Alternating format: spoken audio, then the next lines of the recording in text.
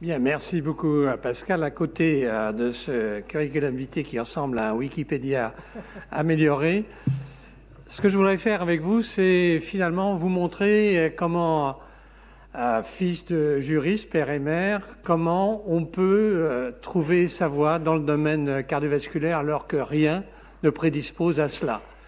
Et pas plus d'ailleurs d'être médecin que d'être scientifique. Je dis bien être médecin et scientifique, parce que je suis d'abord médecin, puis scientifique, chronologiquement parlant, et d'autre part, je reste profondément habité par la médecine que j'ai voulu faire. Pourquoi ai-je voulu faire médecine? Je dirais que ça ne vous regarde pas beaucoup, mais je peux quand même dire que, familialement parlant, j'avais des raisons fortes de faire médecine. Et c'est sûrement, quand j'y repense maintenant, une des motivations qui m'a conduit, dès la classe de 3e, 4e, à dire à mes parents, je vais faire médecine. Et mon père, docteur en droit, m'a dit, très bien, tu vas faire du grec, du latin, et les maths, tu peux les oublier. Alors, Dieu merci, il y avait une section qui s'appelait A' dans mon époque, et qui permettait de faire le tout. Sauf une chose, c'était l'anglais. Alors, j'ai eu quand même 1 en anglais au bac, ce qui était juste à la limite de ne pas me faire recaler, et donc j'ai continué quand même avec cela des études supérieures. Alors, dès que je suis arrivé, tout jeune et moulu interne, je me suis posé la question, comme tous les internes, on n'était pas obligé à ce moment-là de choisir dès le berceau quel type de spécialité médicale il faut faire, ce qui est maintenant malheureusement le cas. Il n'y a même pratiquement plus de droit au remords. Donc j'ai été là où il y avait de la place et j'étais quand même assez intéressé par l'endocrinologie. Alors l'endocrinologie, c'est une médecine qui a énormément évolué en espace. Alors là, je vais vous dire, on va balayer un large temps. Mais je dirais, dans les années où j'ai débuté médecine, l'endocrinologie était extrêmement attrayante parce qu'on pouvait faire un diagnostic d'inspection. Pensez à quelqu'un qui a un goitre, pensez à un nain, pensez à un acromégale, et vous voyez tout de suite le patient. C'est donc une médecine de l'aperçu. Et en fait, elle a évolué vers une médecine de l'inaperçu. Pourquoi? Parce qu'on a été capable, progressivement, de pouvoir doser les hormones dans le sang, d'étudier avec des produits issus des glandes l'effet thérapeutique, et donc progressivement, cette médecine a évolué. Alors, ce que vous allez voir, c'est que l'endocrinologie qui m'a passionné, rien d'étonnant à cela quand on est jeune, c'est l'endocrinologie des hormones sexuelles. Alors, les hormones sexuelles commençaient à être dosées, de façon difficile d'ailleurs, avec des techniques, quand j'y pense, qui exposaient d'ailleurs les laborantines ou les laborantins et les chercheurs à des vapeurs de benzène, car tout se faisait pratiquement par des chromatographies répétées pour pouvoir isoler les hormones et les doser. Mais ce qui était intéressant dans cette endocrinologie qui naissait entre 68 et 75, c'était le fait que les hormones qui circulaient étaient pour certaines liées à des protéines dans le plasma et que d'autre part, il fallait qu'elles agissent sur des tissus, qu'elles étaient reconnues par des récepteurs. Donc des molécules qui étaient capables de pouvoir reconnaître, par exemple, la progestérone et qui pouvaient ensuite induire un certain nombre d'actions, une fois la reconnaissance établie entre l'hormone et son récepteur. Et donc j'ai commencé très vite à m'intéresser à la protéine qui intéressait en fait celui avec lequel je travaillais à l'époque, qui était une protéine de liaison des hormones sexuelles dans le plasma qu'on appelait la testostérone, estradiol binding globulin. Et puis alors il s'est trouvé dans mon internat que j'avais un trou d'1 an, parce que je voulais absolument aller en endocrinologie, terminer ma formation d'interne à Cochin, mais à ce moment-là, on retenait les places et il n'y avait pas de place possible. Il fallait attendre parce qu'il y avait déjà une liste assez importante. Et ça, c'est la chance, quelquefois, qui vous aide. Du coup, je me suis dit, qu'est-ce que je vais faire pendant cette année, et qui s'est transformée en une bonne année et demie, en fait. Eh bien, je me suis dit, je vais faire un peu de faculté de sciences. C'est comme ça que les choses ont démarré. Et ensuite, je suis parti aux États-Unis avec une toute petite famille à l'époque, à Bethesda ou NIH, pour pouvoir me former. Et là, il y avait des protéines encore plus intéressantes que les protéines de liaison dans le plasma, qui étaient justement ce fameux récepteur. récepteur de la progestérone, qui a été un des premiers, avec le récepteur de l'estradiol, à être caractérisé. Je ne dis pas isolé, il a fallu beaucoup plus de temps pour cela, mais au moins être caractérisé. Et tous les éléments de caractérisation d'un récepteur qui s'appelle progestérone, estradiol, testostérone, sont les mêmes pour d'autres hormones. Et donc, passer des hormones sexuelles à des hormones rénales, vous voyez où je vais en venir, parce que ça gouverne la pression artérielle, n'était pas très difficile. Alors pourquoi n'ai-je pas continué sur les hormones sexuelles? En fait, la raison en est simple. C'est que quand on est aux États-Unis, on a envie de faire quelque chose en rentrant.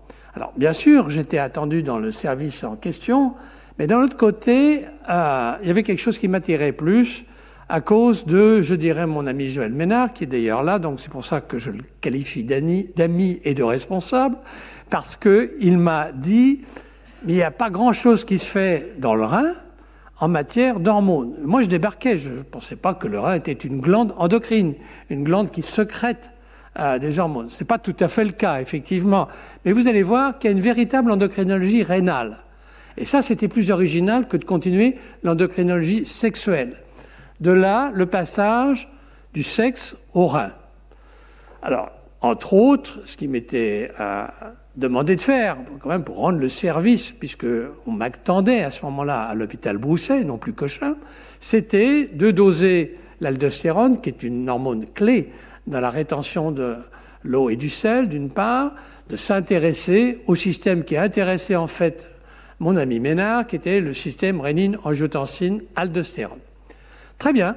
Bah, après tout, pourquoi pas? C'est quand même plus enthousiasmant de partir sur un sujet où tout était à faire, réellement tout était à faire, que d'aller dans le sillage de chercheurs qui, à Paris, étaient déjà très, très évolués dans le domaine des récepteurs des hormones sexuelles. Alors, au passage, le dosage de l'aldostérone s'est avéré particulièrement difficile jusqu'au jour où on a commencé à faire les premiers anticorps contre les stéroïdes.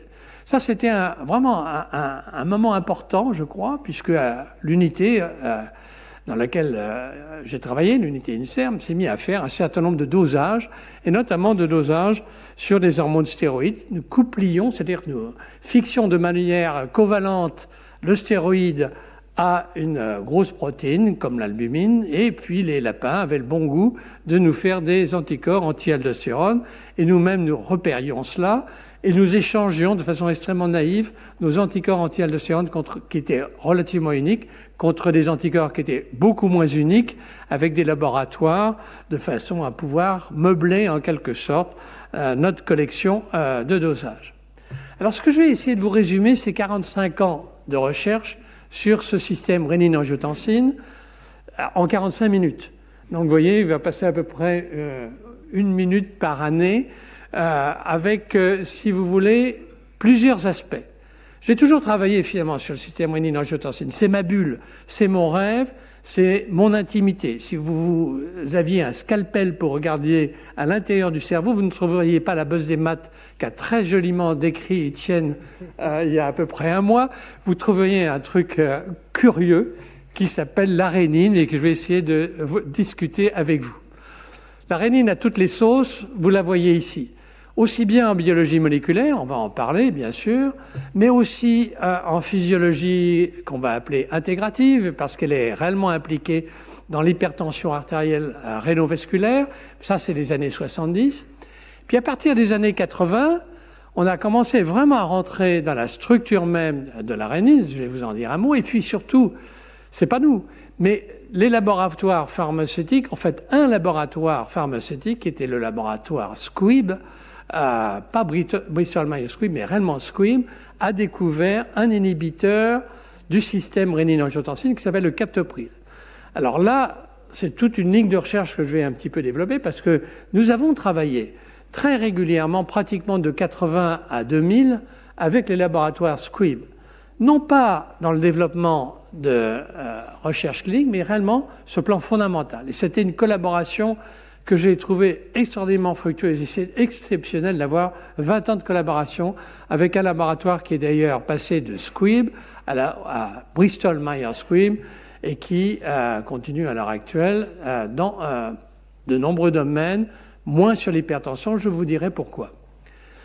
Et puis, si vous regardez les années 90, on va passer rapidement, mais l'angiotensine, je vais vous en dire un mot, qui est réellement le peptide effecteur, qui est entre guillemets l'hormone, si je puis dire, authentique de ce système, nous avons découvert qu'elle était impliquée dans d'autres domaines que simplement la régulation de la pression artérielle, puisque elle joue aussi comme facteur de croissance, elle peut jouer aussi comme facteur de croissance des vaisseaux, et elle joue un rôle, je dirais, délétère au niveau cardiaque et rénal, pouvant entraîner une fibrose, c'est-à-dire une insuffisance rénale, une insuffisance cardiaque, ce qui fait que, en 90, on découvre progressivement des indications aux bloqueurs du système rénine-angiotensine, à savoir des indications qui, en dehors de l'hypertension, sont l'insuffisance cardiaque, le post-infarctus, l'insuffisance rénale. Donc vous voyez une explosion littéralement dans le domaine cardiovasculaire de cette ligne de recherche et de ces inhibiteurs. Et puis continuant toujours à travailler sur le même sujet, on est pédiatre, eh bien vous allez voir qu'on approfondit les choses, qu'on trouve d'autres types d'inhibiteurs, qu'on se pose la question logique de la génétique de ce système et de son implication éventuelle dans l'hypertension artérielle ou dans les maladies rénales et cardiaques, et puis de savoir si finalement, et c'est une question clé, est-ce qu'on peut vivre sans ce système? Est-ce qu'il y a des maladies où ce système est complètement inactivé? Est-ce que finalement aussi ce système que nous pensons extrêmement important chez l'homme a un équivalent chez l'animal, et depuis quand et à quoi ce système a-t-il bien pu servir? Alors on va essayer de balayer tout ça, non pas en revenant en arrière, mais en allant en avant. Ça c'est une... Moi j'ai rien trouvé, j'ai adapté ce qu'ont trouvé les autres avec des technologies modernes. C'est finalement ça le message.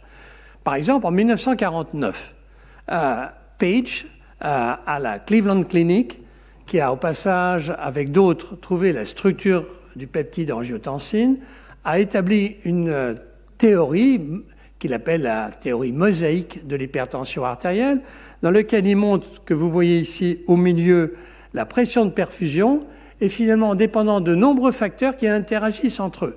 Facteurs chimiques et facteurs neuro, par exemple, bien sûr, à partir du moment où il y a des récepteurs sur les cellules musculaires lisses vasculaires, il y a des neuromédiateurs, donc des possibilités de jouer sur le plan pharmacologique, mais il y a aussi le calibre vasculaire qui va être régulé par différents facteurs, le débit cardiaque, bref, tout cela établi par Page, de manière très théorique, reste tout à fait d'actualité aujourd'hui. Il y a autre chose aussi qui avait été établi dans les années 70. C'est la modélisation du contrôle à long terme du débit cardiaque et de la pression artérielle. Ça, c'est Arthur Guyton, que j'ai eu la chance de rencontrer, car c'est vraiment un grand homme. C'était un chirurgien qui a eu la poliomyélite. Et comme il ne pouvait plus opérer, il s'est intéressé derrière ce qui n'était pas encore un ordinateur. Vous allez voir ce qu'il proposait comme modèle analogique, qui n'est pas ce que nous pouvons faire aujourd'hui à l'heure actuelle, mais néanmoins, il a eu l'énorme avantage d'essayer, avec les connaissances du moment, en les agrégeant au fur et à mesure du temps, à essayer d'établir un modèle. Alors, ce modèle n'est pas fait pour être lisible, c'est simplement pour vous montrer la modestie de notre approche, puisque le système rénine-angiotensine, c'est le tout petit rectangle bleu, mais qui contrôle naturellement le taux d'angiotensine, qui lui-même va contrôler un certain nombre de circuits pour arriver, avec l'aldostérone, avec la réabsorption de l'eau et du sel au niveau du rein et avec le système nerveux autonome, arriver à réguler de façon globale la pression artérielle. Vous voyez en même temps la complexité de ce système et la nécessité de mettre une hiérarchie. Je trouve qu'en médecine, une des choses les plus difficiles, mais qu'on apprend, parce que quand on a des malades et qu'il faut les soigner, on est bien obligé d'établir une hiérarchie entre les signes, les symptômes, les dosages pour essayer de se faire une idée. À l'heure actuelle, maintenant, tout ça va être remplacé demain, c'est sûr, par l'intelligence artificielle. Et le médecin n'aura qu'à appuyer sur un bouton qui proviendra, qui amènera les différents examens et proposera un diagnostic. En fait, vraiment, je pense que ce que j'ai pu apprendre dans l'exercice médical, c'est à essayer de classer. Je pense que c'est vrai aussi, bien sûr, en physiologie. Il faut arriver à classer pour ne pas se laisser embarquer dans des voies secondaires. Et c'est ça que je voudrais essayer de vous montrer dans les diapositives qui suivent. Le système est assez simple. Vous voyez, c'est un système dans lequel je vais décrire chaque élément, bien sûr, mais vous avez ce système qui va agir sur l'aldostérone, qui est donc une hormone, un stéroïde, un peu différent des hormones sexuelles, mais c'est un stéroïde, qui va agir notamment sur le rein pour réabsorber le sodium, mais le système va interagir aussi sur le rein directement pour réabsorber du sodium. Et si on réabsorbe du sodium, on va augmenter en même temps ipso facto le volume plasmatique, pour faire simple et court. On va augmenter la pression artérielle et c'est un système cybernétique. Vous voyez que si on augmente de trop la pression artérielle, ça va agir au niveau de la production de rénine, la faire baisser et donc on a un rétrofeedback qui est relativement lent, mais il y a aussi un feedback négatif court, c'est-à-dire que l'angiotensine 2, le peptide fabriqué par la rénine, va agir directement sur la production de la rénine pour freiner sa production. Donc voilà un système qui a été décrit, je dirais, physiologiquement dans les années 70-80 et qui manquait quand même de quelque chose qui était fondamental. C'était que nous connaissions la physiologie, nous avons une idée à ce moment-là avec des dosages simples de la pathologie, notamment de l'hypertension grave, rénovasculaire.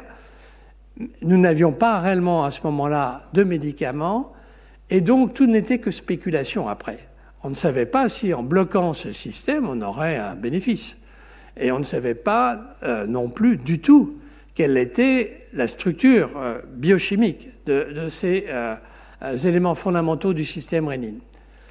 On savait simplement qu'un excès de stimulation du système rénine-angiotensine-aldostérone entraînait une vasoconstriction, une production d'aldostérone, la soif, une rétention de sodium par le rein, une activation du système nerveux sympathique et donc une hypertension avec une possibilité d'atteinte des organes cibles. Les organes cibles de la pression artérielle élevée, c'est le cœur, le cerveau, le rein, les cellules musculaires lisses vasculaires, c'est-à-dire le système artériel, et j'en passe. Alors voilà le système maintenant tel qu'il avait été établi par Page, justement, et par d'autres dans les années 50, 60, 65. Pratiquement, on connaissait non pas la structure des protéines elles-mêmes, mais la structure des peptides effecteurs.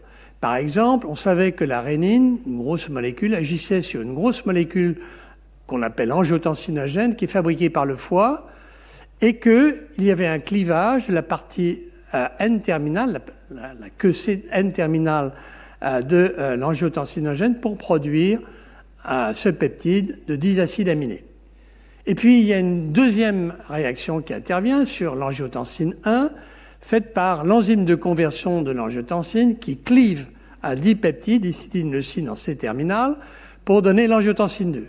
Et l'angiotensine 2 est vraiment le peptide effecteur du système, il est indiqué là. Il peut être lui-même métabolisé en angiotensine 3 avec une coupure en N-terminal. Et ce sont ces deux peptides, angio 2 et angio 3, qui agissent sur les récepteurs de l'angiotensine. Donc quand ce travail a démarré, on connaissait les peptides, mais on ne connaissait pas la rénine en termes d'intimité, ni l'angiotensinogène, ni l'enzyme de conversion, ni les récepteurs. Or, ça, c'était vraiment intéressant à regarder de près, d'abord pour savoir comment c'était constitué, comment ça marchait, mais aussi, si on pensait que le système était intéressant à inhiber, c'était d'inhiber ces différentes voies qui produisent l'angiotensine 2, qui va être notre marqueur, en quelque sorte, notre fil rouge. Alors, comment purifier la rénine? Alors, quand je suis revenu des États-Unis, on m'a dit, tu veux purifier la rénine, ça ne sert à rien, tu devrais abandonner parce que les plus grands spécialistes du système rénine-angiotensine ont essayé et n'y sont pas arrivés. Alors ça, c'est encourageant quand vous revenez, quand on vous dit, c'est pas la peine de demander des crédits pour ça, parce que de toute façon, on connaît l'angiotensine 2 et ça suffit, c'est pas la peine de demander de l'argent pour autre chose. Alors, j'ai été voir à ce moment-là Quatre Casas, qui était au NIH, et on ne dira jamais combien nous, jeunes médecins de cette génération, nous devons à nos collègues américains, qui nous ont ouvert leurs portes, qui nous ont appris à parler anglais, qui nous ont appris à faire un article, un abstract, et qui ont ouvert leur laboratoire. Ça, c'est formidable.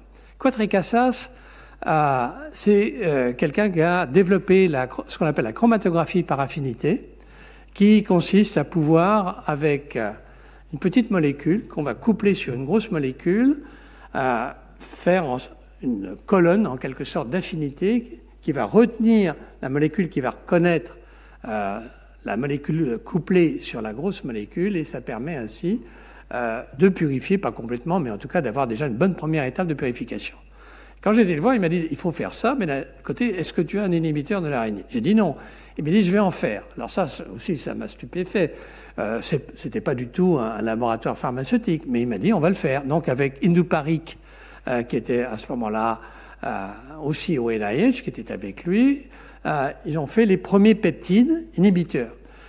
Bon, mais ça n'a pas été suffisant et il fallait trouver quelque chose d'autre. C'est à ce moment-là qu'il y a eu une publication extrêmement intéressante dans la littérature par quelqu'un que j'admire beaucoup, qui est Umezawa, avec son collaborateur Aoyagi, qui cherchait, dans un domaine qui n'avait rien à voir avec le système rénine-angiotensine, ni même la physiologie humaine, il cherchait dans des jus d'actinomycètes, donc dans des broyats qui provenaient de culture d'actinomycètes, il n'y aurait pas par hasard des produits qui inhiberaient des protéases. L'idée qu'il avait, c'était que plutôt que chercher des antibiotiques comme tous les autres Japonais, ses collègues, il cherchait s'il n'y avait pas des molécules naturelles qui pouvaient inhiber la dégradation de protéines ou de peptides et qui permettaient aux actinomycètes ou à d'autres micro-organismes de ce type de survivre dans un milieu hostile. Je trouve que c'est une idée extrêmement intéressante. Et de fait, non seulement il a trouvé la pepstatine, qui inhibe la pepsine, comme son nom l'indique, et la rénine, il a trouvé la bestatine, la mastatine, il a eu la Légion d'honneur pour avoir découvert la kanamycine, qui est un antibiotique qui marche dans les tuberculoses résistantes. Donc, si vous voulez, pour moi, c'était vraiment quelqu'un d'absolument remarquable. Mais quand vous arrivez en 1975 au Japon, qui était quand même relativement peu ouvert encore, avec votre petite blouse blanche, vos pieds dans des babouches dans lesquelles vous sortez tous les doigts de pied parce qu'elles ne sont pas à votre taille, et que vous voulez faire une plaisanterie et que vous voyez 200 Japonais qui ne sourient pas et qui regardent le patron pour voir s'il faut effectivement changer leur mimique, c'est pas facile. Moi, je suis resté un certain temps pour pouvoir bénéficier de cette fameuse pepstatine qui est indiquée là.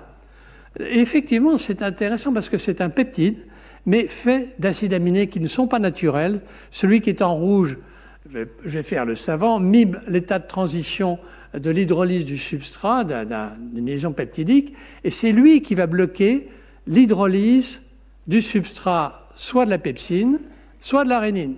Pourquoi de la rénine? Parce que la pepsine et la rénine ont des points communs sur lesquels je vais revenir. Et donc, je m'étais dit, avec le laboratoire, que c'était une bonne manière de faire cette fameuse colonne de chromatographie d'affinité pour pouvoir purifier la rénine. Alors, le problème, c'est que la rénine, c'est à peu près le 500 millième des protéines rénales. C'est pas beaucoup. Donc, la première technique, ça a été de convaincre une société lilloise, la Rapidase, qu'il n'y avait rien de mieux que de la rénine, et ils nous ont donné 70 kilos de rein de porc, qu'ils ont quand même commencé à broyer, purifier, etc., pour terminer avec 3 mg de rénine. Et à partir de ce moment-là, je me suis dit, mais qu'est-ce qu'on peut faire avec ça? On ne pouvait pas faire de séquence, on pouvait pratiquement rien faire. Heureusement, comme clinicien, je suis, avec l'équipe, tombé sur une patiente atteinte d'une tumeur à rénine. Alors, une tumeur à rénine, c'est exceptionnel. Hein, ça se publie pratiquement encore. Il se trouve qu'on avait quand même, dans le service, un recrutement d'hypertension particulièrement sévère et grave. Et donc, c'est une des causes classiques qu'il fallait rechercher. Donc, on l'a recherchée pour trouver cette tumeur. Elle est rare parce qu'elle se développe donc aux dépens des quelques cellules qui se trouvent au niveau de l'artériole afférente, c'est-à-dire l'artériole qui naît de l'artère rénale et qui va se transformer en un peloton artériel pour permettre l'ultrafiltration dans le glomérule, dans la capsule de Bowman, avec la production d'une urine primitive. Et là, vous voyez ici, avec les anticorps antirénine, les premiers marquages qu'on a pu faire avec les anticorps. Et vous voyez là, c'est un cas particulier d'hypertension rénalo-vasculaire particulièrement marqué. Du coup, toutes les cellules justaglomérulaires productrices d'urénine sont marquées. Mais si on n'avait pas eu cette tumeur, ça aurait pris beaucoup de temps.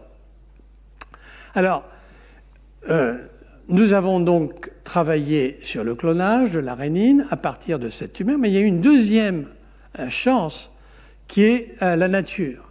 Il existe chez la souris une glande sous-maxillaire. Ne me demandez pas à quoi elle sert, parce qu'on peut l'enlever. Dieu sait si on a enlevé de ces glandes sous-maxillaires chez les souris, elles se portent très bien, mais elles ont l'avantage d'être bourrées de rénine, pour certaines souches et pas pour d'autres. Et donc, il n'y a pas besoin d'être grand savant pour se dire que si on peut avoir des techniques comparatives en prenant la glande sous-maxillaire de souris qui en fabriquent énormément, comme les souris suisses, ou pas du tout comme les balles, ou très peu comme les balbecées, par ce qu'on appelle un criblage différentiel, on va pouvoir repérer les gènes qui codent pour la rénine. Ça a été réalisé grâce à une collaboration avec François Roujon à Pasteur, dès 81, en même temps que pratiquement on travaillait sur la rénine rénale humaine. Donc Florence Aubouillet a été dépêchée à Pasteur, moi-même j'ai passé 3 mois avec François Roujon là-bas, pour cloner cette fameuse rénine, et vous allez voir aussi que nous avons établi, je dirais avec cette tumeur, le processus de maturation du précurseur inactif de la rénine qu'on appelle la prorénine en rénine. Voilà la tumeur.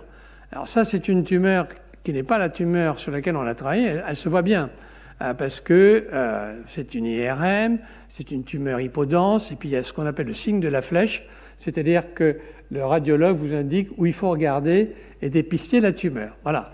Le problème, c'est que quand cette tumeur en 81, il n'y avait pas de signe de la flèche, il n'y avait pas d'IRM, et le chirurgien que j'ai réussi à convaincre au dernier moment d'opérer sans voir la tumeur, l'a opéré sur des arguments qui étaient que ça ne pouvait pas être autre chose, pratiquement, que nous avions quand même fait des dosages de la rénine dans les veines rénales, qui n'étaient d'ailleurs pas complètement probants, et il est tombé sur une tumeur qu'on a enlevée, tumeur de 5 grammes, et à ce moment-là, tout a démarré. Comme vous pouvez l'imaginer, ça facilitait notre vie.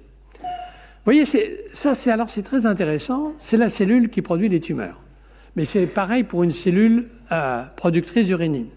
C'est une cellule bâtarde.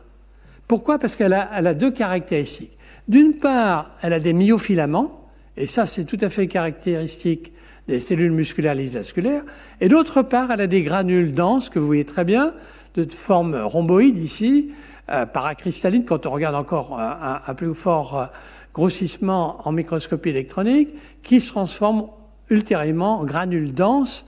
C'est comme des grains de sécrétion d'une hormone.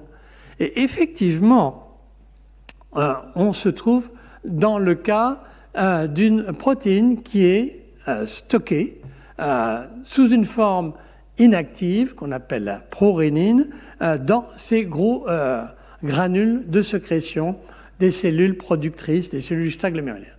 Alors voilà, si vous voulez, ce qu'on montre classiquement quand on fait une représentation en linéaire d'une protéine. Vous avez un prépeptide qui va être très vite éliminé, et puis vous avez un propeptide qui va devoir être éliminé pour donner la protéine active. Autrement dit, la prorénine comme la propepsine comme la procatepsine sont des molécules inactives. Il faut que ce peptide-là soit détaché de la protéase mature pour pouvoir être actif. Ici, vous avez la signature classique de ce qu'on appelle les protéases acides. Il y a un trio, asp, triglycère, quatuor, ou cer ou tréonine, qui se trouve à 2 endroits et qui est responsable de l'activité catalytique de la rénine. Alors ça peut vous indiquer que ça provient d'une duplication génique. En effet, trouver de façon quasi symétrique par rapport, je dirais, au milieu de la molécule active, ce type d'acide aminé essentiel, indique a priori, initialement, il pouvait y avoir un gène avec un seul de ces motifs, mais qui, par dimérisation, pouvait entraîner une protéine active. C'est effectivement le cas. L'aspartylprotéase rétrovirale du virus du sida a exactement cette structure, avec exactement la même signature, asp, trigly. Et les premiers inhibiteurs de rénine qui ont été étudiés pour une activité antiprotéasique dans le sida ont été inspirés par les premiers inhibiteurs de la rénine. Donc vous voyez l'importance d'avoir cette réflexion phylogénique en quelque sorte pour pouvoir déduire, de la même manière qu'on a déduit que la pepstatine, parce qu'elle inhibe la pepsine, qui fait partie de cette superfamille, peut être intéressante à étudier pour la rénine est intéressante à étudier pour l'aspartylprotéase du sida. Donc voilà. Alors ce qui est intéressant dans le cas de la rénine, c'est que vous avez ici indiqué sur le rectangle un doublet dibasique qu'on appelle Lise-Arge, qui est un doublet qui est une signature assez caractéristique de la maturation des pro-hormones en hormones. Et ça, quand on fait l'endocrino et qu'on regarde un précurseur neuropeptidique, c'est habituellement une indication qu'il peut y avoir une maturation d'un précurseur en un peptide qui peut être un neuropeptide ou un peptide hormonal. Eh bien, c'est exactement le cas pour la rénine. Il faut qu'il y ait ce clivage pour que la rénine soit active. Mais alors, qu'est-ce qui fait ce clivage ? Alors là, ça reste un point d'interrogation. Je vous accumulerai à la fin les points d'interrogation qui restent, ça en fait partie. Donc, il ne faut pas croire que ce que je vous donne là, c'est fini, c'est réglé, il y a circulé, il n'y a rien à voir. Il y a beaucoup de questions qui se posent. Je regrette d'avoir mon âge pour ne pas avoir 45 ans devant moi et convaincre des jeunes de travailler sur les 45 questions. Mais pour moi, ce qui était intéressant, vous voyez, on est quand même qu'en 84, c'est qu'on posait une question qui reste toujours vraie, c'est celle-là, c'est que la rénine est fabriquée sous la forme inactive, la prorénine, elle va être accumulée dans des grains de sécrétion, elle va être, par des stimuli divers, libérée dans la circulation sous la forme de rénine inactive ou de prorénine, et puis il va y avoir dans ces fameux protogranules et granules une maturation progressive et une libération de rénine active. Et pour toutes les raisons que je vous ai indiquées, je pense que la rénine est une hormone masquée ou une enzyme bâtarde qui est tout à fait unique dans la littérature. Alors, pensez à la cellule juxtaglomérulaire qui est une cellule en quelque sorte hybride. Pensez à cette maturation de la molécule qui est là aussi une manière tout à fait originale de faire. Et pensez même à la régulation de la rénine. C'est rare qu'une protéine, qu'une protéase soit en quelque sorte régulée comme une hormone avec des feedbacks courts et longs. Donc c'est ce qui rend la molécule intéressante. Mais ce qui la rend encore plus intéressante, c'est d'inhiber ou d'inhiber le système. Là, je vous montre pour vous montrer que on remonte loin. Franz Gross, en 1974, faisait ce schéma. Il partait donc des structures non connues, certes, mais en tout cas des grosses molécules comme l'angiotensine, la rénine et l'enzyme de conversion. Et il imaginait qu'on pouvait faire des inhibiteurs partout. Et notamment, à l'époque, à la mode étaient les anticorps. Effectivement, on pouvait faire des anticorps anti-rénine, sauf qu'on n'avait pas la molécule pure. On pouvait faire des anticorps anti-enzymes de conversion. À ma connaissance, ça n'a pas été fait. Ou anti-angiotensine 2. Oui, ça a été fait. Je ne vais pas rentrer dans le détail, mais c'est intéressant. Ce que je voulais dire pour Franz Gross, c'est quand même la question recherche publique, recherche privée. Grand débat et qui va de nouveau avec la loi programmation pluriannuelle sur la recherche, quels sont les liens, etc. Franz Gross était donc un physiologiste, pharmacologue, qui était professeur à Berne. Il était né en Allemagne. Il a travaillé chez Ciba-Geigy avec finalement un double statut. Un statut de professeur de physiopharmacologie à Berne et chez Ciba-Geigy, il était responsable des nouvelles molécules biologiques et particulièrement le système cardiovasculaire. Et ceci pendant longtemps. Quand il a pris sa retraite à Berne comme professeur, il a été nommé à Heidelberg dans la chaire de pharmacologie et lui a succédé un ami très proche d'Etef Ganten, comme professeur de pharmacologie. Donc je voulais dire ça parce que quelquefois on se pose des questions des relations industrie-public. Je vous ai déjà signalé la collaboration que nous avions eue avec BMS, avec Squip puis BMS, qui nous a apporté énormément, bien sûr sur le plan intellectuel et aussi sur le plan financier, matériel. Mais là aussi, vous avez une autre forme de collaboration qui n'existe pas vraiment en France, ou en tout cas pas encore vraiment. Alors nous, on s'est dit, on va créer un club. On a créé avec Sanofi un club, donc encore un autre laboratoire. Le club Rénine. Là, vous avez deux chimistes qui nous ont beaucoup aidés, bien sûr, Bernard Roch à gauche et Bertrand Castro à droite. Tous les deux discutent là de ce que nous apportons avec François Rougeon en termes de biologie moléculaire. La rénine de souris a été cristallographiée par Jean-Paul Mornon à Paris 6. Sanofi apportait bien sûr la contribution physiologique et pharmacologique.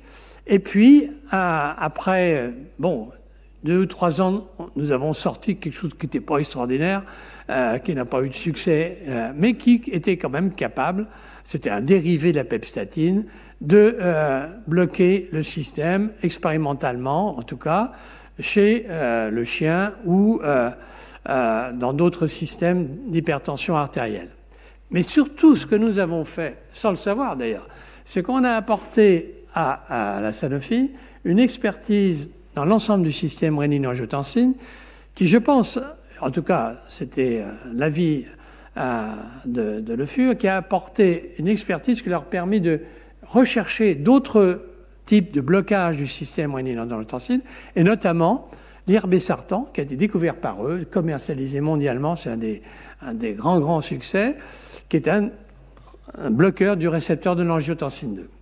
Et si je me mets maintenant à la situation actuelle, nous avons donc des inhibiteurs de l'enzyme de conversion qui a valu à Cushman et Ondetti le Lasker dans les années 80. Puis nous avons eu les antagonistes du récepteur de l'angiotensine 2, découverts d'ailleurs, je dirais, quasiment fortuite par Dupont de Nemours au départ. Et puis, comme je vous l'ai dit, les inhibiteurs de la rénine. Les inhibiteurs d'ACE ont un succès fantastique, ils sont maintenant tous génériqués. Les antagonistes du récepteur de l'angiotensin 2, pareil. En revanche, les inhibiteurs de la rénine, que je pensais être la meilleure étape de blocage, puisqu'on bloquait tout en haut du système, se sont avérés d'abord beaucoup plus difficiles à faire que ce que nous pensions, d'une part, et d'autre part, la liskirène, qui est le chef de file, n'a pas eu le succès qu'on aurait pu espérer pour des raisons diverses. Alors maintenant, je sais que je vais dépasser mon temps. Donc, je vais aller rapidement, mais je voudrais quand même vous donner quelques autres éclairages. Une chose qui nous a intéressés depuis le début, moi je suis réellement intéressé par la physiologie comparée, c'est de voir au fond l'existence de ce système tout au long du phylum à partir des vertébrés.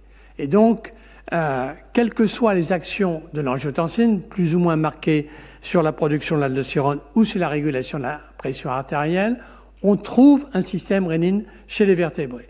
On le trouve par exemple ici sur la gerboise, un rongeur du désert qui survit dans des conditions incroyables. Elle n'urine que quelques microlitres par mois. Il faut la rechercher dans le Maroc. Et ce qui est intéressant, c'est que la gerboise survit grâce à un système rénine très activé. Elle survit avec des constantes biologiques qui sont incompatibles avec la vie, en tout cas chez beaucoup d'autres animaux, et notamment chez l'homme. Et si on administre chez la gerboise un antirénine, qu'il s'agisse de la pepstatine ou un inhibiteur du récepteur de l'angio-2 ou le captopril, on effondre la pression artérielle. Mais ce qui est intéressant, alors même que ces animaux ont des taux d'hormones antidiurétiques de vasopressine extrêmement élevés, eh bien, un inhibiteur du récepteur de la vasopressine n'a aucun effet. Donc le système rénine est vraiment capital. Et de là à penser qu'il ait joué un rôle important dans le passage de l'eau à la terre, il n'y a pas loin, parce que pour passer de l'eau à la terre, il faut retenir du sel, il faut retenir de l'eau, il faut lutter contre la déshydratation, il faut avoir un organisme homéotherme, et ce système est très certainement un des systèmes essentiels. En tout cas, ce qu'on peut dire, je ne vais naturellement pas rentrer dans les détails, c'est que en travaillant sur les gènes de l'enzyme de conversion, du récepteur de l'angio-2, de l'angiotensinogène et de la rénine, vous les trouvez dès le Paléozoïque, donc à plus de 400 millions d'années, et on estime que le passage terre-eau s'est effectué aux environs qui vous est indiqué ici, vers 360 millions d'années. Donc voilà. Alors, après, on peut se poser la question, est-ce que chez l'homme, on peut vivre sans système rénine? Chez la souris, bien sûr, on a effectué des inactivations complètes de la rénine, du gène, avec les techniques de souris génétiquement modifiées. Oui, elles peuvent survivre, simplement, il faut s'occuper des petits, il faut leur donner de l'eau et du sel, et à ce moment-là, ils peuvent passer une étape difficile. Chez la souris adulte, on observe une pression artérielle qui est abaissée de l'ordre de 35 mm de mercure.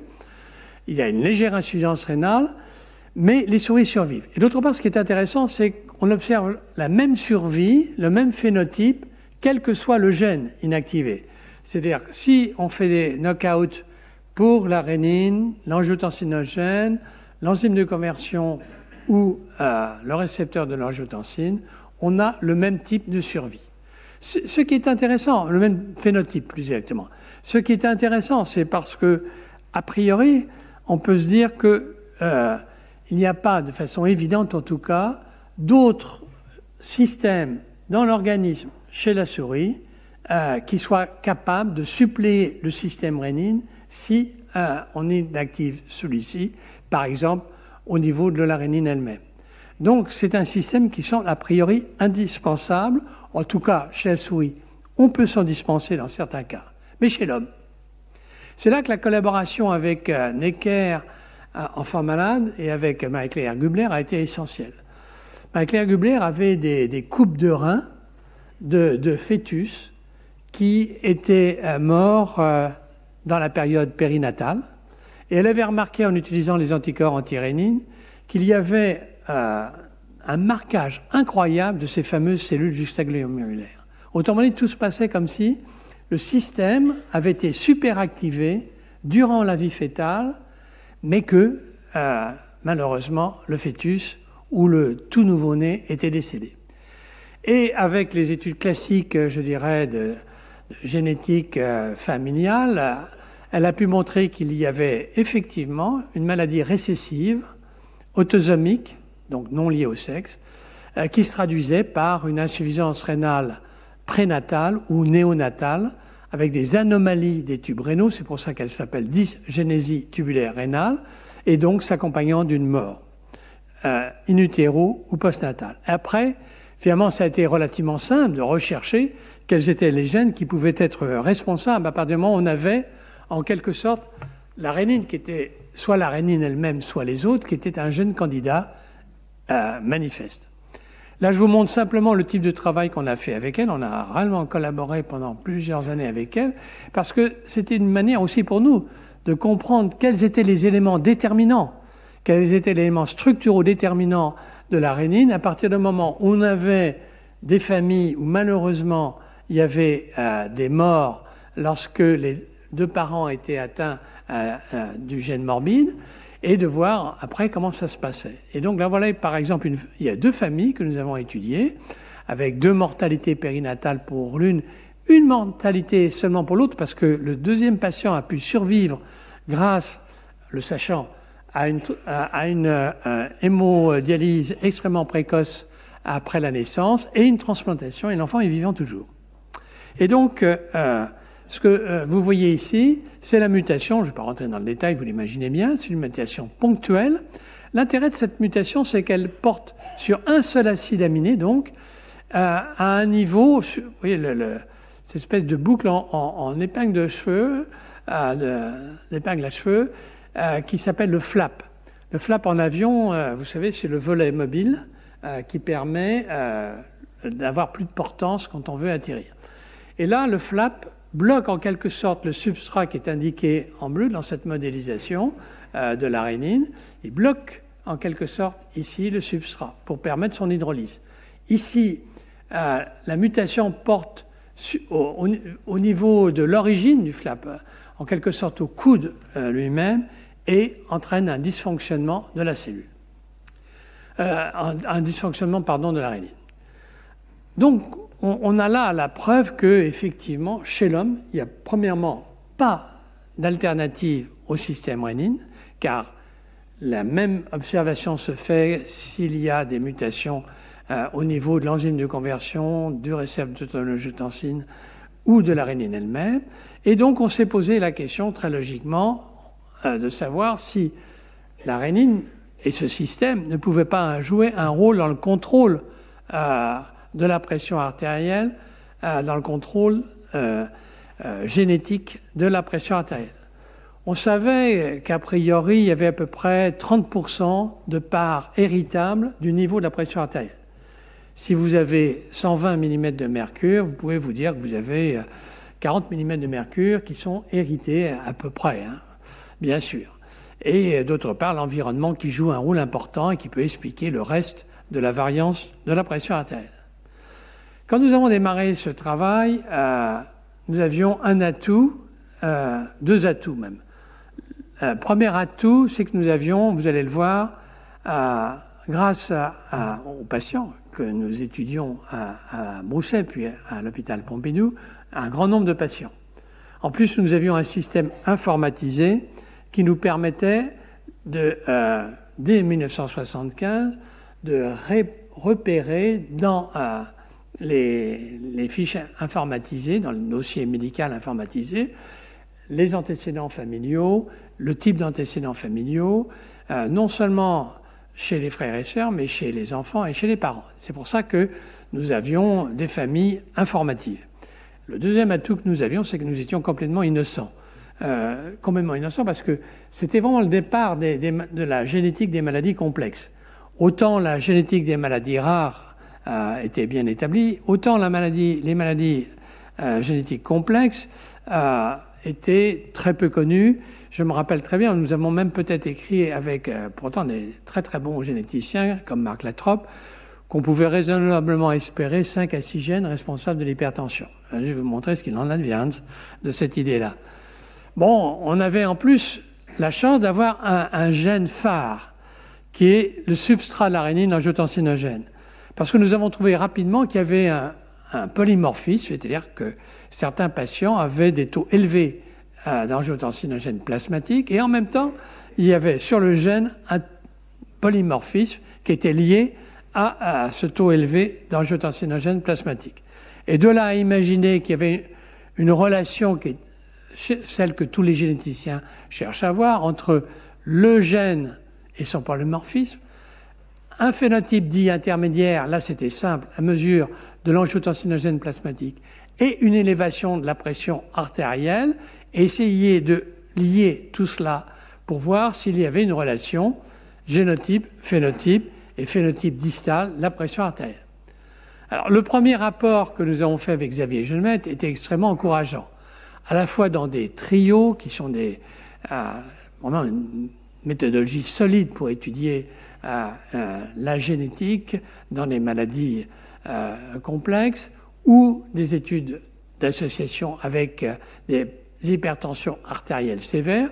Nous avons trouvé que un variant de l'angiotensinogène qui est indiqué ici était lié à un taux élevé d'angiotensinogène plasmatique. Nous avons trouvé en plus qu'il y avait au niveau du promoteur de l'angiotensinogène qui régule la production d'angiotensinogène un variant que nous avions pensé être causal. Et en plus, Ces travaux avaient stimulé Oliver Smithies, qui est quand même prix Nobel, avec qui ça a été une merveille de travailler, et qui nous a dit, vous avez raison, parce que quand je mets des duplications du taux, il a fait une technique assez sophistiquée de duplication génique du gène de l'angiotensine chez la souris, il a montré que lorsque on passait de 2 gènes d'angiotensine chez la souris avec une pression à 130 mm de mercure, si on mettait un 3e gène, on avait une élévation du taux d'angiotensinogène plasmatique et une élévation de la pression artérielle, 4 gènes, donc une véritable duplication du taux de l'angiotensinogène, du gène de l'angiotensinogène. On avait des taux plus élevés d'angiotensinogène plasmatique et aussi de pression artérielle. Donc, vraiment, si on s'était arrêté là, c'était parfait. Maintenant, on est en 2019 et pas en 95, on aurait dû s'arrêter là. Et effectivement, à la fin des années 2000, il y avait quand même d'autres études. Vous voyez, il y avait quand même 45 000 patients quand on poulait l'ensemble des études qui allaient dans le même sens. Mais en 2010, eh bien, il faut bien reconnaître que l'approche gène candidat était beaucoup plus compliquée. Il y avait beaucoup plus de gènes candidats que le seul système rénine-angiotensine. Et je dirais, le nombre de 200 gènes était un nombre, je dirais, minimal. Et puis maintenant, en 2015, est arrivé ce qu'on appelle l'approche GWAS, c'est-à-dire l'approche de recherche systématique par exploration du génome avec un très grand nombre de variants pour voir s'il y a des associations qui peuvent se trouver entre certains variants d'une part et la pression artérielle de l'autre. Alors là, je ne vais pas vous montrer à gauche, mais ça va vous donner à droite une idée de la complexité. Nos collègues anglais, en prenant 500 000 patients de la banque UK, la plupart du temps d'origine européenne, auquel ils ont ajouté un consortium international, ils ont trouvé dans cette publication de Nature Genetics 535 nouveaux loci qu'il faut additionner aux 901 loci qui avaient été découverts antérieurement. Autrement dit, on peut parler de score de risque polygénique, mais certainement pas pour l'hypertension. En tout cas, ça ne peut pas arriver à ce que, moi, vivant, je puisse dire qui va pouvoir individuellement être à risque d'hypertension artérielle sur ces simples arguments. Et ce que je montre là vaut pour, je pense, d'autres maladies. On en a souvent discuté avec Jean-François Bach, pour le diabète de type 2 en tout cas, et c'est vrai aussi pour l'hypercholestérolémie essentielle, l'infarctus du myocarde. Autrement dit, la médecine individualisée, je veux bien, mais en tout cas individualisée sur un risque génétique bien identifié, je pense qu'on est très loin, malheureusement, de ce rêve. Alors, je termine rapidement, avant de terminer quand même par quelques diapos sur le laboratoire, en disant, pour résumer, bon, c'est quand même fabuleux de se dire que ce gène, ou plus exactement, ces gènes sont apparus tous ensemble, il y a 400 millions d'années chez les vertébrés, qu'ils ont pu jouer un rôle important dans le passage de la vie aquatique à la vie terrestre. Vous avez vu que ces gènes, chez l'homme, sont indispensables durant la vie fœtale, mais que, certes, si on bloque ces gènes ou les produits de ces gènes dans l'hypertension, l'insuffisance cardiaque et rénale avec des résultats spectaculaires, je parie que dans cette salle, un certain nombre d'entre vous ont des bloqueurs du récepteur ou de l'enzyme de conversion de l'angiotensine. En tout cas, c'est probable.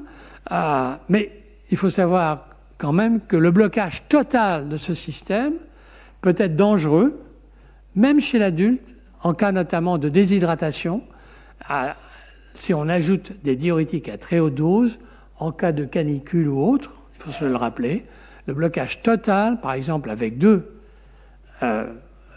types de bloqueurs, l'enzyme de conversion ou le récepteur de l'angio2, on peut avoir des problèmes.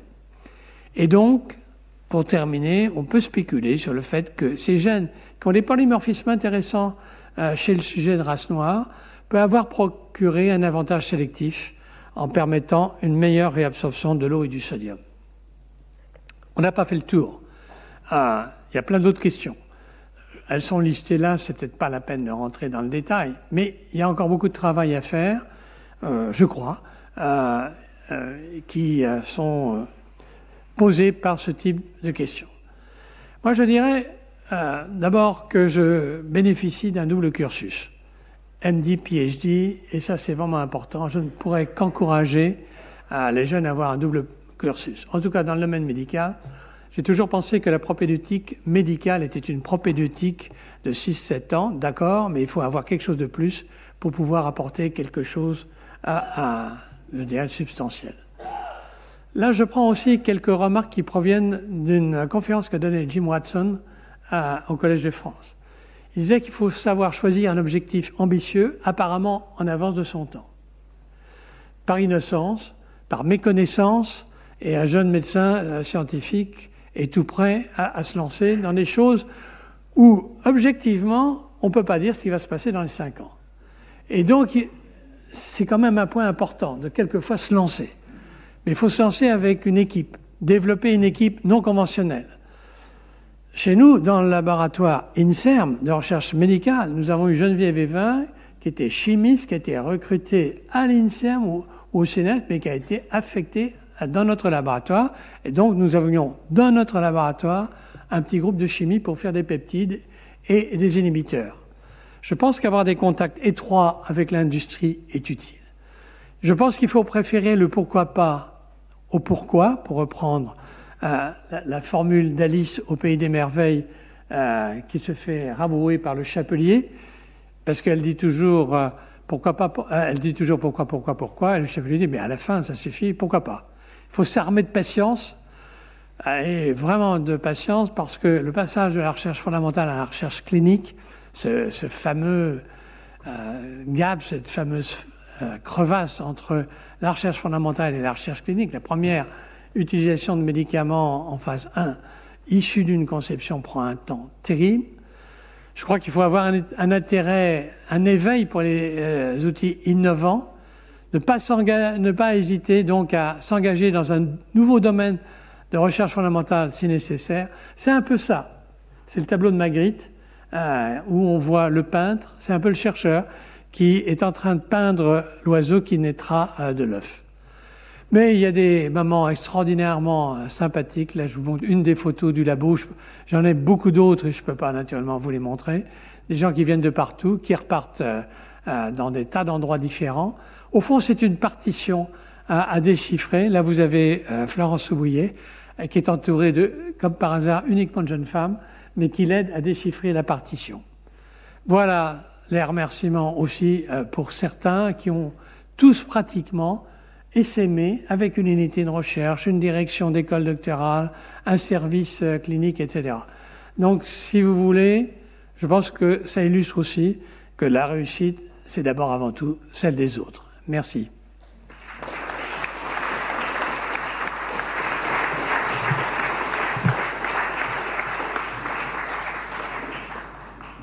Merci Pierre pour ces 45 ans en 55 minutes. Nous allons prendre des questions. Y a-t-il des questions? Lancez-vous. Yves. Salut.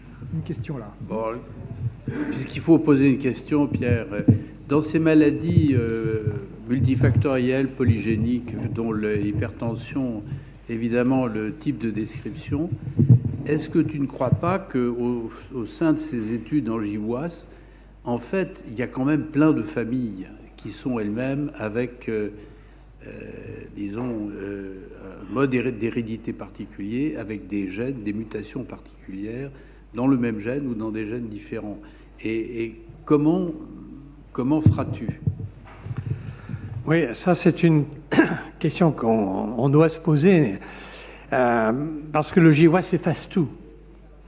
Alors, quand même, dans le GWAS, que je n'ai pas voulu développer, il y avait une grosse flèche bleue qui montrait l'angiotensinogène. Donc, il avait été repéré dans le GWAS comme un des gènes associés à... Ça fait plaisir, mais il y en avait 1000 par ailleurs. En fait, on peut parfaitement passer à côté des rares maladies monogéniques, et elles existent. Elles ont un effet très fort sur le niveau de la pression artérielle, parce que, pour prendre par exemple une maladie qui entraîne une réabsorption obligatoire majeure au niveau du tube distal du sodium, le syndrome de Lidl, c'est à peu près 20 mm de mercure de plus quand on a la mutation. Mais la mutation existe, je ne sais pas moi, sur 1 pour 1000 des familles. Et donc, on n'a aucune chance, honnêtement, de les trouver. Et moi, je crois que ces GWAS, malheureusement, ne sont pas suffisamment précis. Nous n'avons pas, à l'heure actuelle, suffisamment de précision pour le phénotype pour repérer ce qui devrait être séparé de la masse d'informations, certes, mais de la masse qui, finalement, dilue complètement l'information. Alors, à un moment donné, je pense que la stratégie est toujours la même. On se dit, oui, mais il y a, mettons, une vingtaine de maladies monogéniques à effet fort sur la pression artérielle. Dans l'étude de Framingham, Lévy a repris cette hypothèse avec d'autres en se disant, mais après tout, peut-être que ces gènes qui ont un effet fort sur la pression artérielle, dans l'étude de Framingham, qui est quand même bien catégorisée, où les phénotypes de plusieurs générations sont identifiés, peut-être va-t-on trouver un excès ou l'implication de ce gène dans les familles atteintes d'HTA, et ça n'a pas été le cas. Donc je crois que le clinicien reste avec sa sagesse pour essayer de repérer ses patients. Il y a 15 jours, il y avait une émission à la télévision avec des collègues cardiologues, hypertensologues qui répondaient aux questions de Marine Carrère-Dancos, ou Marine Carrère, et qui disaient, ben voilà, la tension, ça se prend comme ça, etc., etc. Pas un mot sur un bilan minimal d'hypertension que nous avons recommandé. Pas un mot sur, par exemple, le dosage du potassium, la créatinine plasmatique. Comment peut-on trouver une maladie monogénique si on ne fait pas ça? À l'heure actuelle, je ne comprends pas. Je ne comprends pas qui enseigne en médecine ces choses-là. Donc, moi, ça me révulse. Alors, on est bien loin, effectivement, de se dire que dans ces conditions-là, on va pouvoir catégoriser des patients qu'on peut traiter en plus de façon très spécifique, avec des molécules très spécifiques. On peut faire une prévention chez les enfants. Enfin, bref, c'est une catastrophe de la clinique. Beaucoup de questions. Il y a d'abord une question au fond, là-bas. Oui, bonjour. Présentez-vous, monsieur. Dominique Bourdonville, je suis un simple particulier. Oui. Est-ce que vous auriez une ou deux recommandations pour être certain d'avoir un dispositif gagnant-gagnant avec les labos privés? Puisque quand on part, vous l'avez bien montré, on ne sait pas quel sera l'output, et donc s'il n'y a rien à partager, s'il y a beaucoup à partager. Comment être certain que tout le monde s'y retrouve?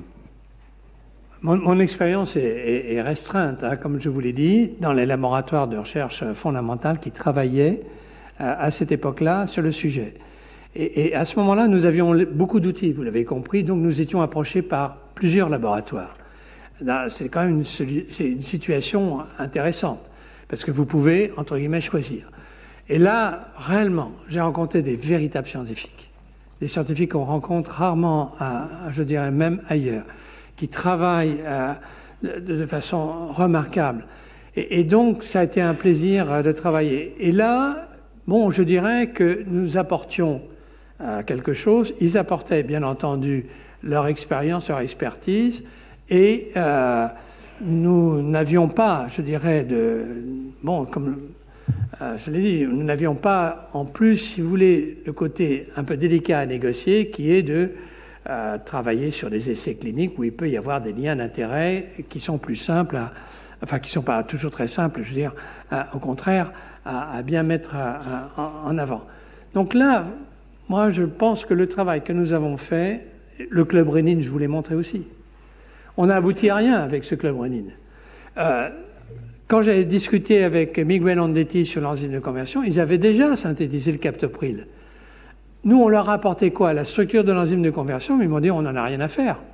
Ils ont commencé à faire des molécules autour du captopril, mais sans avoir besoin de la structure. Ils ont essayé de le cristalliser avec nous d'ailleurs. Ça a été un échec. Il a été cristallisé, l'enzyme de conversion, en Afrique du Sud, mais ça n'a servi à rien. Enfin, je veux dire, en dehors de comprendre l'enzyme. Vous voyez, c'est assez compliqué quelque part. C'est pas aussi simple que on pourrait le croire, et ça simplifie aussi quelque part les relations. Ce que sont les relations, en tout cas scientifiques, que j'ai eues tout le temps. Beaucoup de questions. Daniel. Oui, Daniel Ouvard. Pierre, merci pour ce parcours de 45 ans, qui évidemment est impressionnant. Et j'ai une question de biologie cellulaire.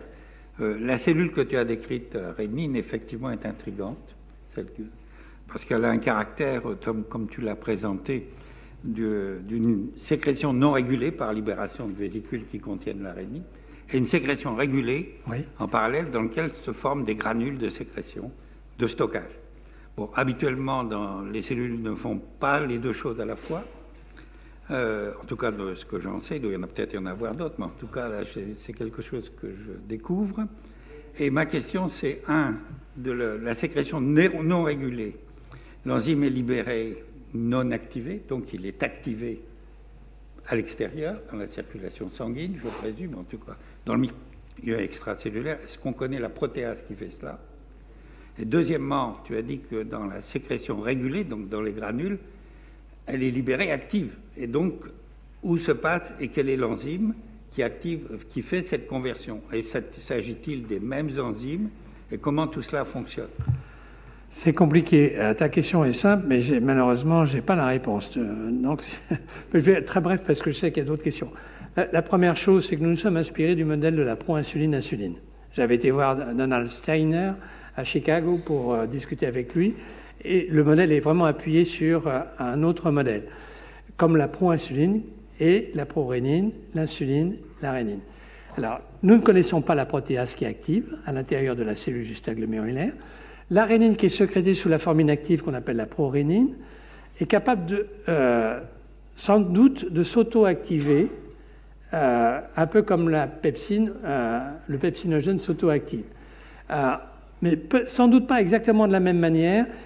Il est possible qu'il y ait un repliement du propeptide au niveau du site actif. D'ailleurs, nous avons fait des peptides à partir du prosegment pour inhiber la rénine, tu vois la stratégie.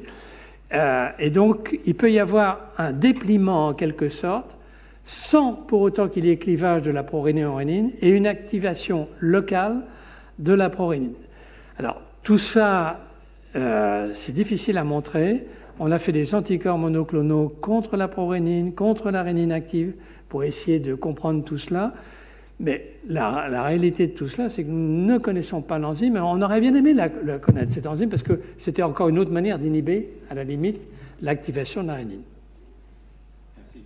Je crois que la question suivante est celle de Madame. Oui, Nadine Vivier. Je voulais vous demander, vous avez insisté sur le travail en équipe. Oui. Et vos relations avec les États-Unis auxquelles vous êtes redevable, au Japon aussi, etc. Quelle est la situation aujourd'hui de la coopération internationale dans la recherche médicale?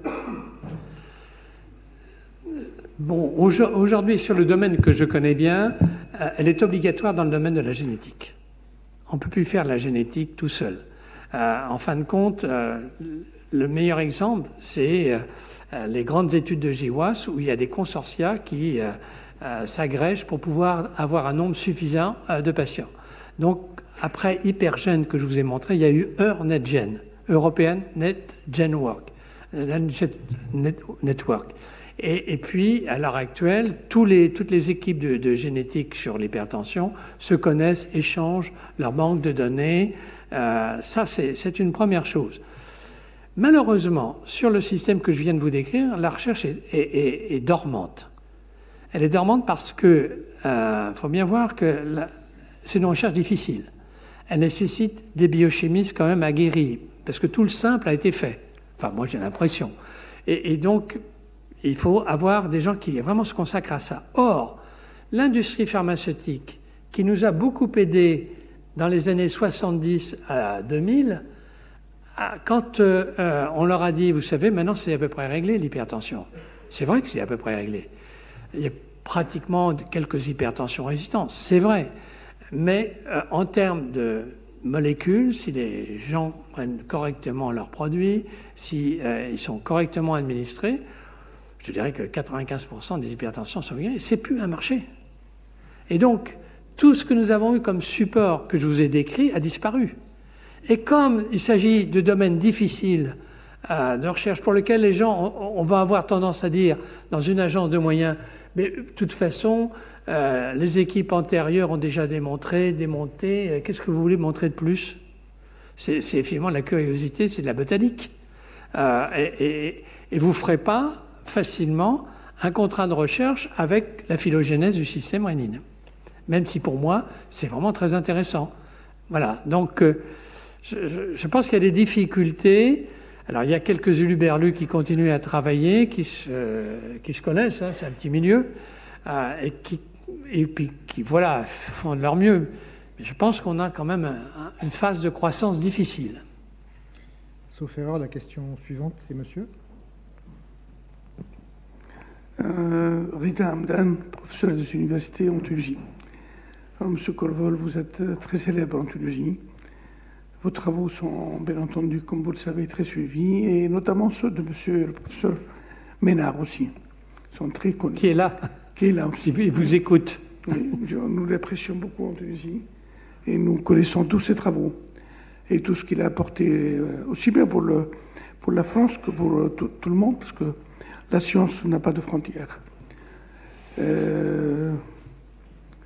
Je rejoins un peu ce qu'a dit la dame, madame, juste avant moi, concernant la collaboration avec les États-Unis.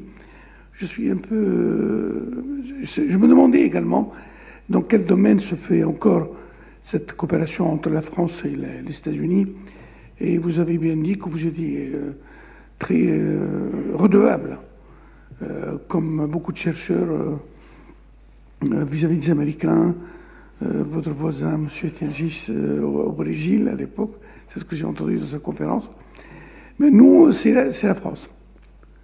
Pour les Tunisiens, c'est la France. Nous sommes très, très redevables à la France et à la collaboration avec la France que nous entretenons beaucoup.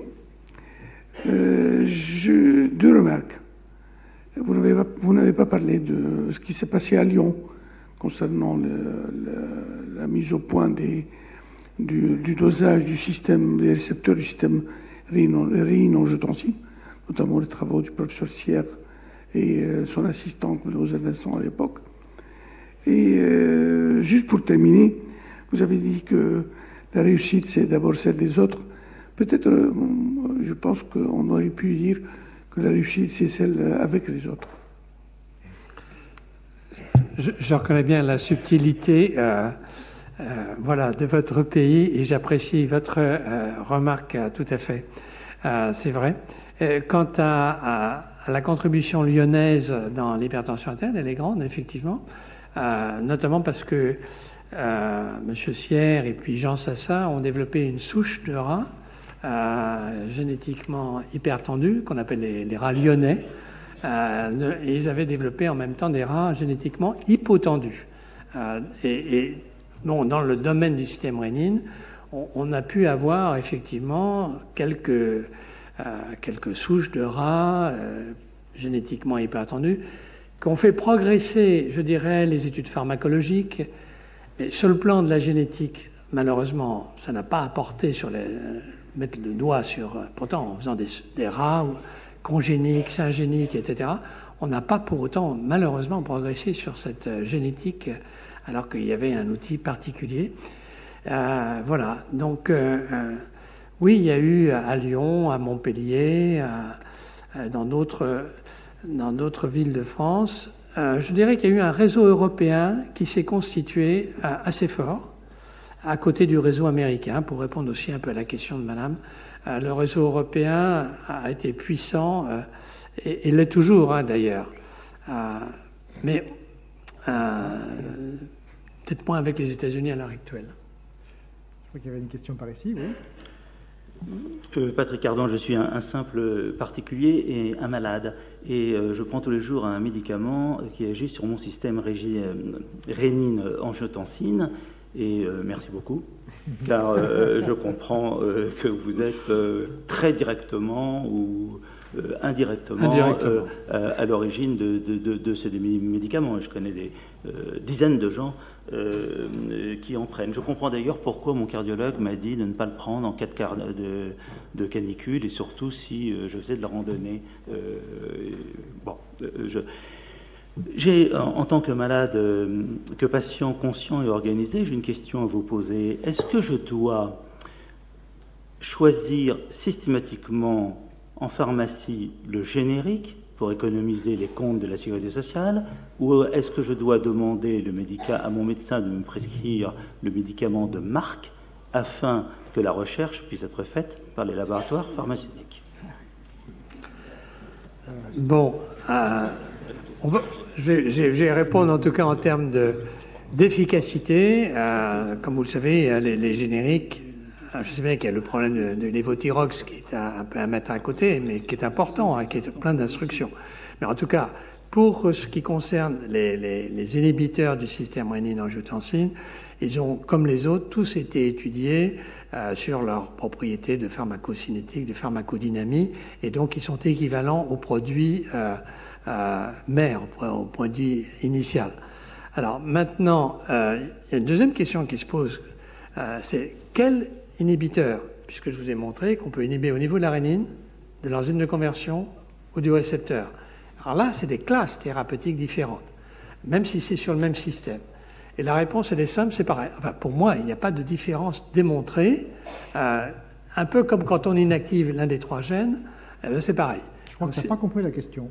Mais la dernière partie de la question, la dernière partie de la question, moi je dirais que je tiens aux finances publiques. Voilà. Donc je pense que si on a des génériques, c'est qu'il faut prendre des génériques. On n'a aucune raison d'aider l'industrie pharmaceutique.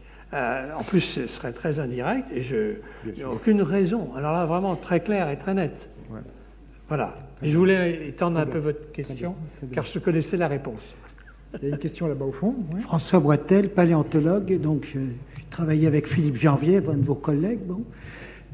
Très heureux de voir qu'il y a une allusion à la paléontologie. Et j'ai beaucoup étudié le passage de la vie aquatique à la vie terrestre. Donc c'est... Alors la question que je me permets de vous poser, c'est est-ce qu'on étudie par exemple l'atiméria, donc les poissons ou les urodèles et les anours actuellement pour voir si on trouve la sérine comme facteur d'évolution, ou bien est-ce que, parce que vous avez présenté les fossiles, c'est évident qu'on ne peut pas le faire sur les fossiles, mais est-ce qu'actuellement il y a des études qui sont menées à ce sujet, ou bien alors est-ce qu'il n'y aurait pas une coopération à faire avec le muséum à ce sujet, parce que pour moi c'est une joie de voir ce tableau phylogénique qu'on doit surtout aux Suédois d'ailleurs, à l'école de paléontologie suédoise, à laquelle appartient Philippe Janvier d'ailleurs, et mon ancien professeur Jean-Pierre Lehmann, qui était de l'Académie des sciences aussi. Est-ce qu'il y a actuellement des études sur... Alors, je ne peux pas vous dire... Oui, parce que ça serait peut-être à développer, justement. Le sélacanthe existe toujours, malheureusement, oui. C'est pas une espèce fréquente, mais c'est le plus loin, peut-être. Enfin, je ne sais pas. Je sais que son génome complet a été publié dans Nature il n'y a pas tellement longtemps. Et pour la sérine, donc ça... Non, je ne connais pas. Ah bon, les seuls poissons qui ont été étudiés, c'est pas... pour répondre directement à votre question, mais qui sont quand même très intéressants, c'est les poissons qui font le passage eau douce les dipneustes. Les dipneustes, absolument. Les saumons, le carlet des estuaires. Ah oui, ça a été étudié. Et là, on voit très bien le passage eau douce, eau salée, l'osmolalité qui varie, la stimulation du système rénine, mais aussi d'autres hormones comme la prolactine, par exemple. Ah oui, d'accord. Donc ça, c'est intéressant. Ah ben oui. J'ai suivi ça livresquement parlant, mais oui, on a ces modèles-là. Ah bon, d'accord. Et qui vont dans le sens de ce qu'on dit. Oui, oui, d'accord. Voilà. Bon, ben écoutez, c'est une joie pour les paléontologues. Okay. Merci. Il y a une question par là-bas. Il faut appuyer sur le bouton. Pierre. Voilà. Attends, il n'y a pas ce qu'elle disait. Merci Pierre pour cet exposé vraiment accessible, même si par moment le non spécialiste avait quelques difficultés, mais on a bien perçu l'ensemble. Et j'avais une question plus générale sur le fait que tu aies souligné que pour faire de la recherche, il fallait finalement prendre question qui était incertaine à un horizon de 5 ans, Oui. prendre des risques. Et je me demande si cette option que j'approuve est compatible avec les modalités de financement de la recherche à l'heure actuelle. On en discutait ce matin même, puisqu'on est en train de préparer à l'Académie le plan de... Enfin, on voudrait contribuer au plan pluriannuel de programmation de la recherche. Et moi, je sais très bien que si on demande, comme on le demande souvent maintenant, d'avoir des résultats qui étayent voilà, l'hypothèse de départ, qui soit déjà, sinon publiée, du moins en préprint, etc., on va dans enfin, à mon avis, on va dans le mur. C'est ce que j'ai montré, c'est vraiment... Je suis content que tu aies vu c'est vraiment le message. La recherche est anticipée et osée. Si on n'ose pas, ben voilà. Quand on a eu ces quelques milligrammes de rénine de la rapidase, des 70 kilos, on s'est dit, mais bon sang, qu'est-ce qu'on va pouvoir en faire? On ne peut pas faire la dégradation, on ne peut pas faire la séquence classique. Mais en même temps, il y a eu autre chose. Et donc, c'est vrai que c'est de la chance. Mais de notre côté, c'est pas tellement de la chance parce que c'est pas un hasard. On cherchait ces tumeurs à rénine. On en a eu 7, je crois, Joël, en 2 ou 3 ans. Et depuis que maintenant les gens n'en ont plus besoin dans le labo, on n'en trouve plus. Ah bah oui, c'est bête à dire. Mais quand on est... voilà, moi j'ai des idées fixes. Mais finalement, avoir une idée réductrice, c'est parfois salvateur. Donc moi je sais que je me dis que mon système est un système de réduction, certes, puisque c'est une enzyme, après tout, il y en a des centaines et des milliers dans l'organisme, dans nos gènes. Mais bon, voilà, si on va au bout des choses, on trouve une joie parfaite et puis on trouve des outils, quoi. C'est super. Est-ce que je peux modérer un peu ce que tu viens de dire? Oui. Évidemment, ceux qui prennent des risques et qui ont des succès dans ces risques deviennent présidents de l'Académie des sciences. Donc il y a une espèce de biais statistique, c'est-à-dire que un grand nombre de chercheurs qui ont pris des risques se sont cassés la figure. Et personnellement, je connais beaucoup de gens qui ont été brisés par la recherche suite à un échec après avoir pris des risques. Donc je suis bien sûr d'accord avec ce que tu dis, mais n'oublions pas que la recherche peut être aussi engendrer des frustrations et de grands malheurs chez un grand nombre de jeunes. C'était juste... Tu étais plus humain que moi, tu as raison. C'est ce que je voulais dire. Je crois qu'il y a une autre question là. Et Bernard voulait poser une question. Oui, Pierre, merci pour ta contribution. Je me suis retrouvé de temps en temps. Juste un détail du reste de ce point de vue-là, c'est que la rénine, j'avais travaillé quand j'étais jeune chercheur, très très jeune chercheur, j'étais à l'hôpital de Brévannes, et il y avait un célèbre chercheur qui était l'héritier des bières... oui. Hein, je sais plus... c'était... Voilà, et j'ai failli trouver la rénine grâce à lui. Enfin, mais on ne l'a pas trouvé, évidemment, mais enfin, c'était l'époque, quoi. Alors, simplement, 2 remarques. La première, c'est concernant l'angiotensine 2.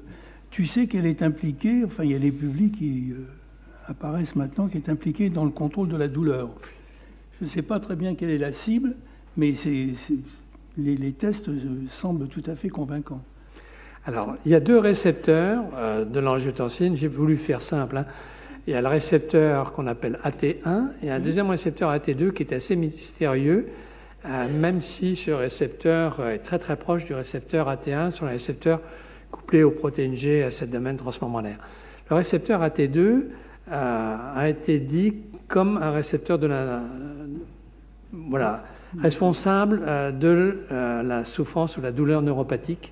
Et du coup, des antagonistes du récepteur AT2, et non pas AT1, ont effectivement, semble-t-il, un effet antidouleur pour les neuropathies. J'en sais pas plus. C'est une cible sans doute intéressante. Hein. Oui, sûrement.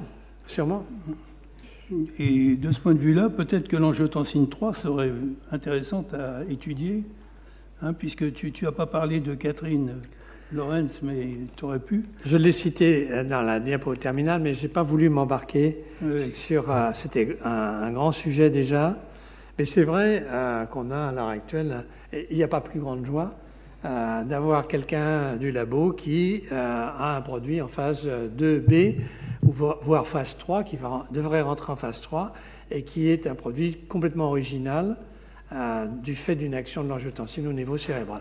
Donc ça, c'est quelque chose qu'évidemment, on suit de très près, mais c'est pas...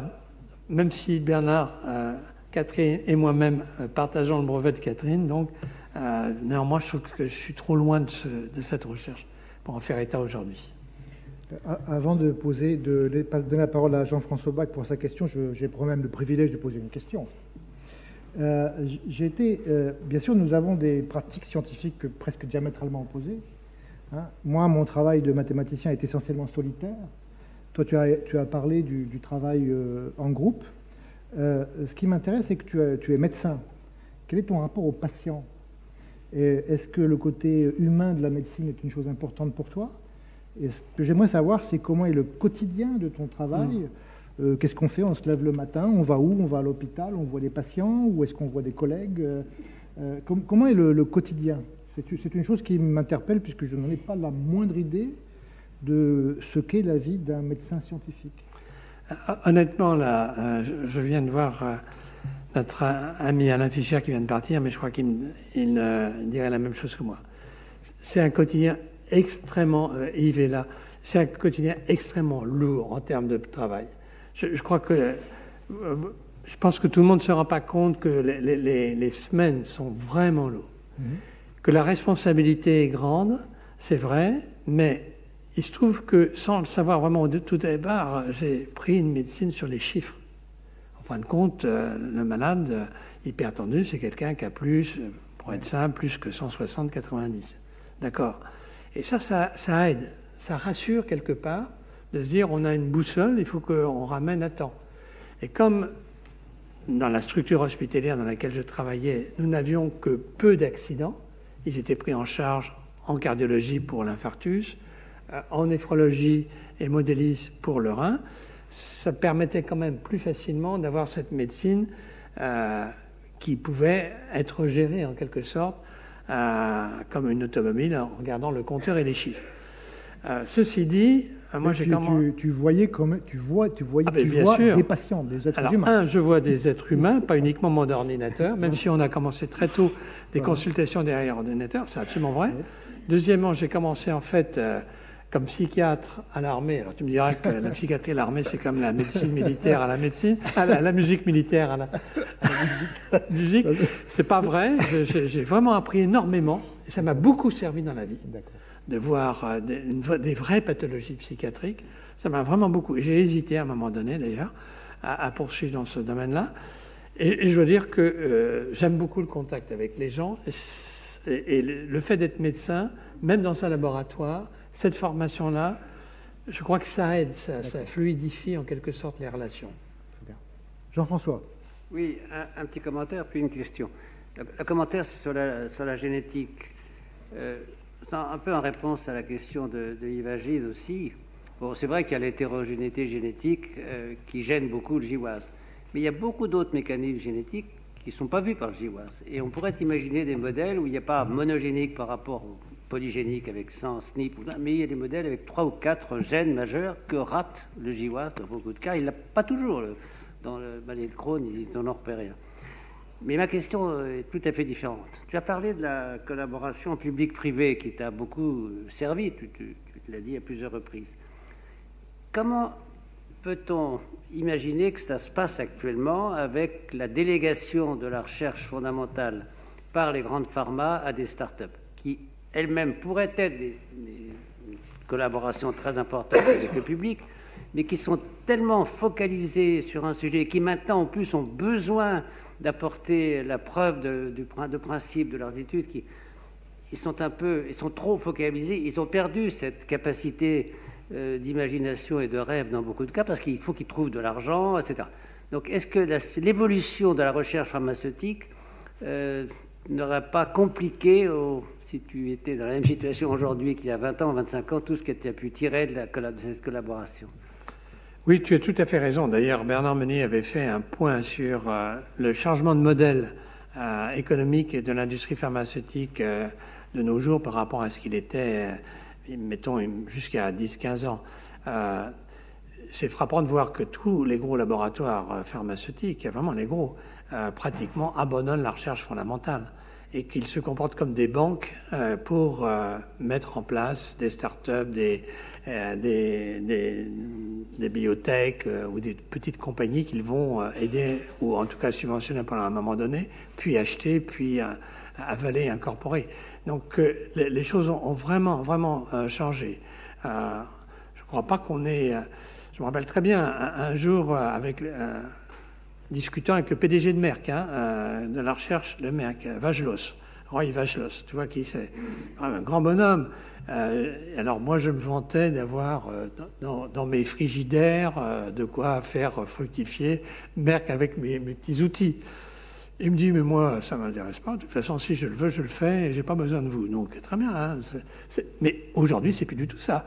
Mais d'ailleurs, il ne dirait même pas ça parce qu'il ne le ferait pas, il déléguerait. Et ça, c'est vraiment un problème. Parce qu'en même temps, moi, je me dis que les startups, elles sont conditionnées par un modèle économique extrêmement à court terme. Au bout de 4-5 ans, on sait très bien quel est le taux d'attrition qui est terrible.